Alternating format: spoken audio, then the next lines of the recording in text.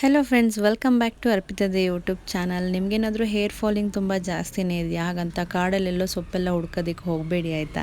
ನಿಮ್ಮ ಮನೆಯಲ್ಲೇ ನಿಮಗೆ ಒಂದು ಮನೆ ಮದ್ದನ್ನು ನಾನು ತೋರಿಸ್ಕೊಡ್ತೀನಿ. ಯಾಕೆ ತಡ, ಬನ್ನಿ ನೋಡೋಣ ಹೇಗೆ. ಮೆಂತ್ಯನ ಒಂದು 2 ಟೇಬಲ್ ಸ್ಪೂನ್ ತೊಗೊಂಡಿದ್ದೀನಿ. ಹಾಗೆ ಸ್ವಲ್ಪ ಕರಿಬೇವು ಸೊಪ್ಪನ್ನು ಕೂಡ ತೊಗೊಂಡಿದ್ದೀನಿ. ಹಾಗೆ ಬೆಟ್ಟದ ನೆಲ್ಲಿಕಾಯಿನ ಚಿಕ್ಕ ಚಿಕ್ಕದಾಗಿ ಕಟ್ ಮಾಡಿ ಇಟ್ಕೊಂಡಿದ್ದೀನಿ. ಸ್ವಲ್ಪ ದಾಸವಾಳದ ಎಲೆನೂ ಕೂಡ ತೊಗೊಂಡಿದ್ದೀನಿ. ಹಾಗೆ ಇಲ್ಲಿ ಒಂದೆಲೆಕಾಯಿ ಸೊಪ್ಪು ಅಂತ ಅಂದ್ಬಿಟ್ಟು ಇದನ್ನು ಕೂಡ ಹಾಕ್ಕೊಳ್ತಾ ಇದ್ದೀನಿ. ಇದು ತುಂಬ ಒಳ್ಳೆಯದು ಹೇರ್ ಫಾಲ್ಸಿಗೆ. ಸೊ ಇದನ್ನು ಕೂಡ ತೊಗೊಂಡಿದ್ದೀನಿ. ಹಾಗೆ ಆಯಿಲ್ನ ಬಂದು ನಾನಿಲ್ಲಿ ಸಾಸಿವೆ ಎಣ್ಣೆ ತೊಗೊಂಡಿದ್ದೀನಿ. ಸಾಸಿವೆ ಎಣ್ಣೆ ಕೂದಲು ಹೇರ್ ಫಾಲ್ ಆಗೋದಕ್ಕಾಗಲಿ ಡ್ಯಾಂಡ್ರಫ್ ಆಗಲಿ ತುಂಬ ಒಳ್ಳೆಯದು. ಮತ್ತು ಕೂದಲು ತುಂಬ ಕಪ್ಪಾಗೂ ಕೂಡ ಬರುತ್ತೆ, ಅದಕ್ಕೋಸ್ಕರ ತೊಗೊಂಡಿದ್ದೀನಿ ಸ್ವಲ್ಪ.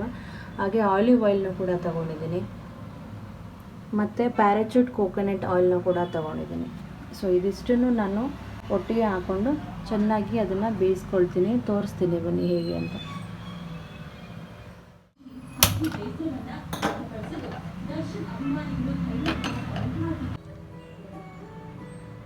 ಪ್ಯಾರಾಚೂಟ್ ಆಯಿಲ್ ಹಾಕ್ಕೊತಾ ಇದ್ದೀವಿ ಈಗ.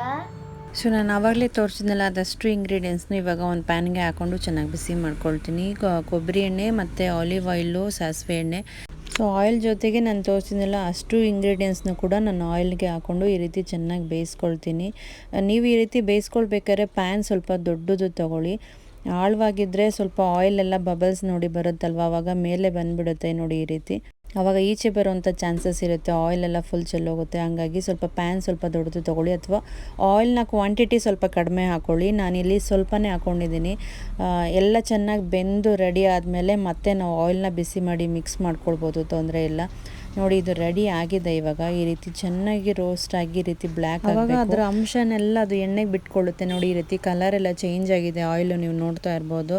ಆವಾಗ ಅದರ ಅಂಶನೆಲ್ಲ ನಿಮಗೆ ಆಯಿಲ್ನಲ್ಲೇ ಸಿಗೋದ್ರಿಂದ ಹೇರ್ ಗ್ರೋತಿಂಗ್ಗೆ ತುಂಬ ಒಳ್ಳೆಯದಾಗುತ್ತೆ ಇದು.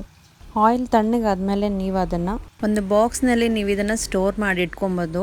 ಇದನ್ನು ನೀವು 1 ವೀಕ್ ಅಥವಾ 15 ಡೇಸ್ವರೆಗೂ ಇಟ್ಕೋಬೋದು. ನೋಡಿ ನಾನು ಈ ಥರ ಚಿಕ್ಕ ಚಿಕ್ಕ ಬಾಕ್ಸ್ನಲ್ಲಿ ಒಂದು 2 ಬಾಕ್ಸ್ಗೆ ಹಾಕ್ಕೊಂಡಿದ್ದೀನಿ. ಸೊ ನೋಡಿದ್ರಲ್ಲ ಆಯಿಲ್ ಎಷ್ಟು ಕಂಪ್ಲೀಟಾಗಿ ನಿಮಗೆ ಇಲ್ಲಿ ಕಲರ್ ಚೇಂಜಸ್ ಆಗಿದೆ ಅಂತ. ಅದ್ರದ್ದು ಅಂಶನೆಲ್ಲ ನಿಮಗೆ ಎಣ್ಣೆಗೆ ಬಿಟ್ಕೊಳ್ಳೋದ್ರಿಂದ ಹೇರ್ ಗ್ರೋತ್ ತುಂಬ ಚೆನ್ನಾಗಾಗುತ್ತೆ, ಹೇರ್ ಫಾಲ್ ಕಂಟ್ರೋಲ್ ಆಗುತ್ತೆ, ಮತ್ತು ಡ್ಯಾಂಡ್ರಫ್ ಆಗ್ಬೋದು ಎಲ್ಲನೂ ಅಷ್ಟೇ. ನಿಮಗೆ ಹೇರ್ ಎಲ್ಲಿ ಜಾಸ್ತಿ ಲಾಸ್ ಆಗ್ತಿದೆ ಅಲ್ಲಿ ಚೆನ್ನಾಗಿ ಅಪ್ಲೈ ಮಾಡಿ, ಚೆನ್ನಾಗಿ ಮಸಾಜ್ ಮಾಡಿ.